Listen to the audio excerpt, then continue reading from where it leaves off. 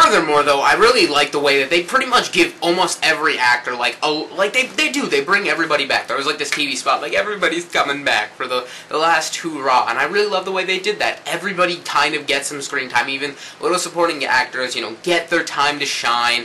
And it was awesome, you know. Obviously, never all these characters are going to get the screen time that they probably truly deserve, but what are you going to do?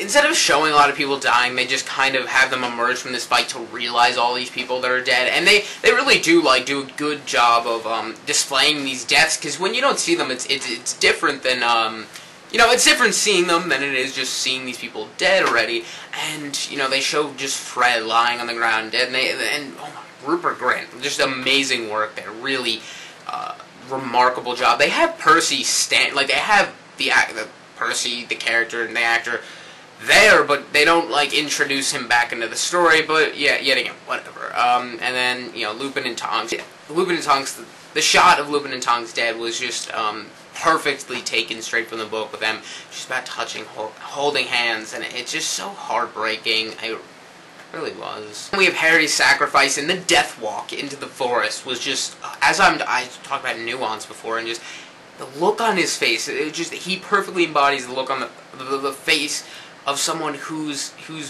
prepared to die, who's walking knowingly to their death, and it was just really amazing performance there. And then we get into the Resurrection Stone, and that was probably one of my most anticipated scenes because the revival of one of my favorite characters, Sirius Black, and then Gary Oldman. Just that was so awesome. You know, it's just more of that everybody's coming back, and I just love the way they're all there, and that really worked. They really did that well. Then there's there's this huge. Obviously, there's Voldemort killing Harry, and then they have Hagrid there for, like, the first time. You don't really get to see much Hagrid before then. It was odd that they just kind of throw him in there, but yeah, whatever. So yeah, we're all supposed to think Harry's dead, and, you know, like, even the fact that I knew Harry wasn't dead, I was getting emotional. Like, you know, it's like my childhood getting hit with a killing curse. Then my next most anticipated scene, King's Cross. Now, King's Cross was just one of those things that I never truly, I grasped the concept of King's Cross in the book, but I didn't know how they were going to do that because it's so surreal, and I wasn't sure how they were going to make King's Cross look, and I like the way they did with it. You know, they made it look like this afterlife type place should look like. You know, it's all white, everything's very pure looking, and like the picture of Harry's, like, you know, just completely clean face and everything. They did that verbatim. They just have him, you know, completely this pure looking being, and then under the bench we see the baby, which is obviously Voldemort.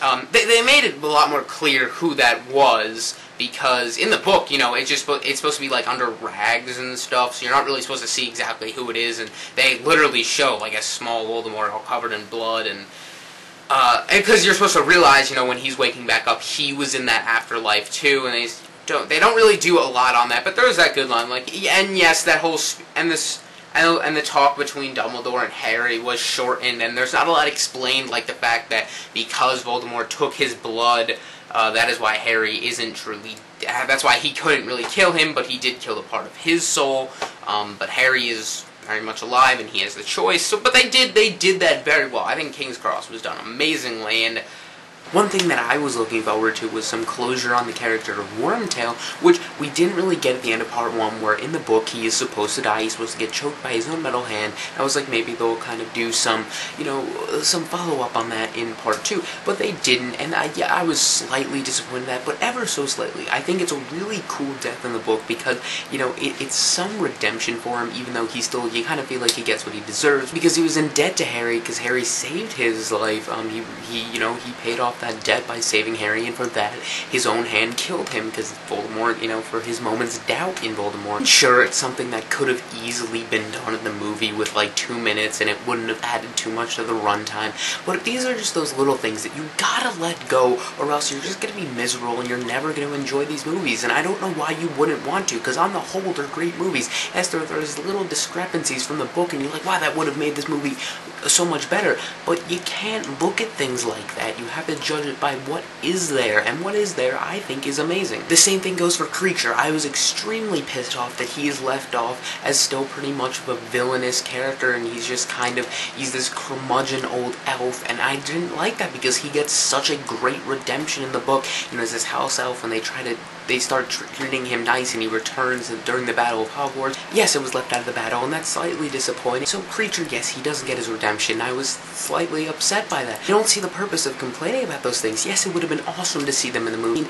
I mean, you have the books and the movies. They're not synonymous, but for good reason. You know, when you want a visceral experience, you watch the movie. If you want a visceral experience, you can watch the movies. If you want these vast amounts of information, if you want these extra little things, then you can read the books. That is why it's so great to have both. You can't have everything. I mean, you can be like, oh, you know, the Lord of the Rings did it. With the Lord of the Rings made a trilogy of 3-hour-plus movies out of essentially one book, and that wouldn't have worked for Harry Potter, even though I still found the Lord of the Rings very excessive. The only people that are really gonna miss that little bit of information are the people who have read the books, and those are the people who already know the information. People who are solely fans of the films aren't going to miss those little things because they're never gonna know they were supposed to be there in the first place. So it doesn't matter because we know they're there, we know they're there in the book, and for the film fans, it doesn't matter. The Grey Lady, for example, she never explains how she got the diadem, the whole thing with the Bloody Baron and Rowan and Ravenclaw.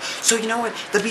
We missed that. Sure, it would have been nice to have it there, but the fans, just people who watch the films, they're not going to notice that that wasn't there, and they don't really care because they never read the books. For us, there's no missing information because we already know the information, and for the film fans, there's no missing information because they never had any prior knowledge to the information, so therefore, there's no missing information. But I'd agree, yes, that it would have been nice to have that there, and it would have added another awesome layer to the movie, but you can't always have everything. I'm really happy that they took the time to focus on more important things and make them really, really good than try to squeeze every little bit of information in there. One other thing that was mentioned is that the young actress who plays Lily in the Princess Tale scene does not, she has brown eyes instead of green, and I'm like, alright, that is really something that is very nitpicky. I think it is definitely a goof because it is something that they easily could have replaced with contacts or digitally edited, so I think they just completely forgot, and it took one person to notice it, and then everybody realized it,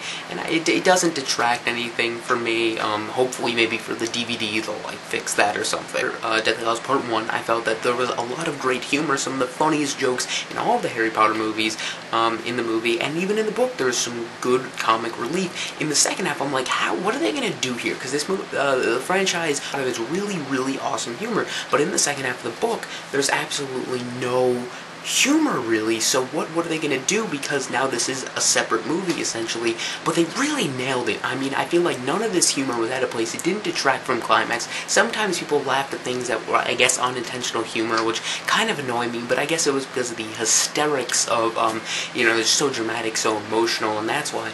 But I think there was some amazing comic relief, and they really, really swung that one.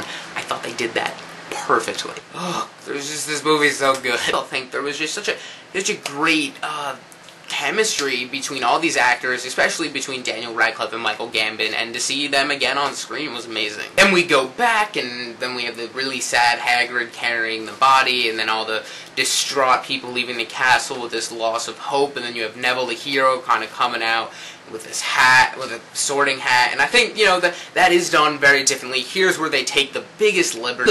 In the book, it's this gradual building of events from one to the next before we get to the showdown between Harry and Voldemort. You know, we have Neville pulling the sword out of the hat, cutting the snake's head off, then Harry flips under the invisibility cloak, then there's the second waves of attack, there's all these more battles, most of the Death Eaters are dead, Molly kills Bellatrix, Harry reveals himself after Voldemort was battling, you know, 3 different people, and then we get the showdown. In the book, it all kind of happens at once. Neville goes to chop the Nagini's head off. He gets blown back. Harry comes out. Voldemort starts chasing Harry. They go after the snake. So it's all this happening at once, and then this final battle between the Death Eaters and the people of Hogwarts, and Dumbledore's army, and the Order in the book, I was like, this is this big showdown, and it literally lasts like that. They have this huge dialogue build-up, but then the actual wizard battle is very short, the magical part of the battle, but I really love that dialogue build-up. It's this kind of, I love, epicness of words, but they take that out and replace for more of this kind of chase scene, and I think that was very good, too. They do, when they're running, kind of explain why the Elder Wand won't work for him. And I really like the way they do that, because Voldemort's just throwing everything he's got. I love Ralph Fiennes, or Ralph Fiennes, however you want to say it, the way he just kind of, this look of desperation, and this last hope to kill Harry, he's literally, you can see the utter desperation inside. Neville finally emerges as the hero, just badass, cuts the snake's head off, thought that was really awesome, and then, because then it's like there's more of the sense of urgency, like, Harry's battling Voldemort, but he can't kill him yet because the snake's still out there. They kill the snake, then that happens. And I really dug the way they did that. Like, they're both running for the wand, and then it kills him. And then his face just kind of, like, burns. And it's this... Because in the book, his body just kind of falls limp dead. But here, because you're like, something so evil has to have, like, this greater, like, death. So...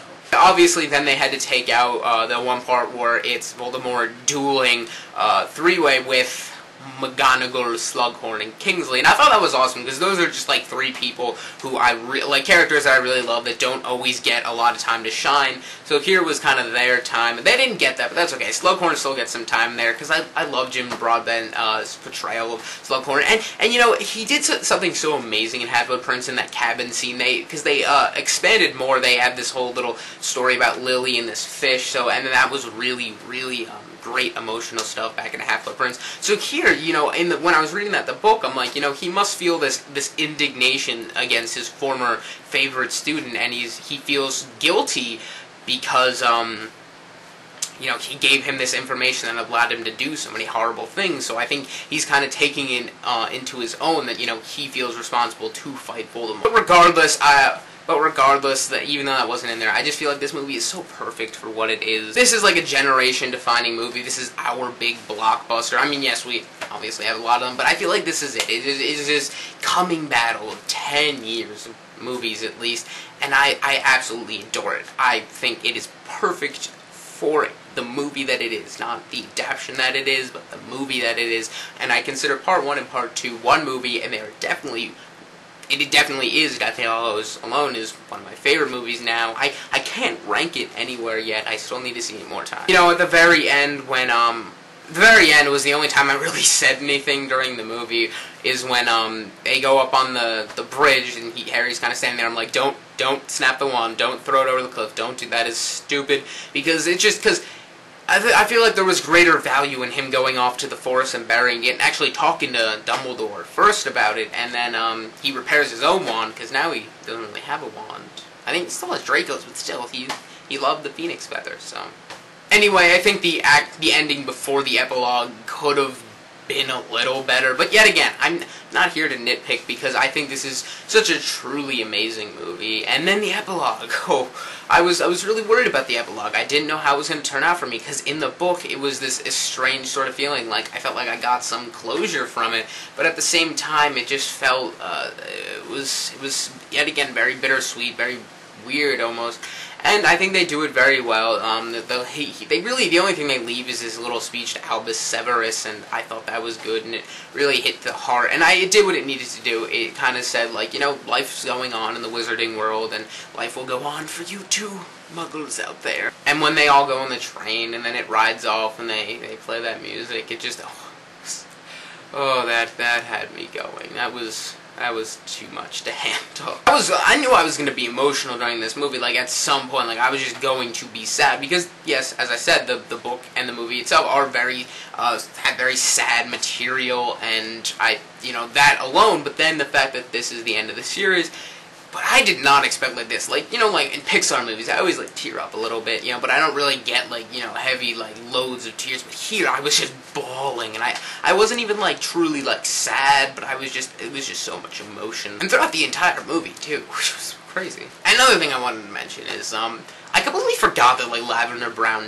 dies, because in the book, it's not conclusive whether she lives or dies. Like, it was so gruesome, because it's just him, like, eating her neck, and it was so, because, you know, she's just this comedic, stupid little character from Half-Blood Prince, and there she is, just getting devoured. It was shocking. But I think they just furthered that point of this is wartime, and it was just so gruesome, really, the whole thing. But I think they did the battle so well, just this perfect tone, perfect, amazing visuals. And I still, like, as I'm talking here, I feel like I should be saying more, even though I've said so much, and I could talk forever, but this movie is so amazing. You don't, I mean, I just please go see it many times. It deserves it.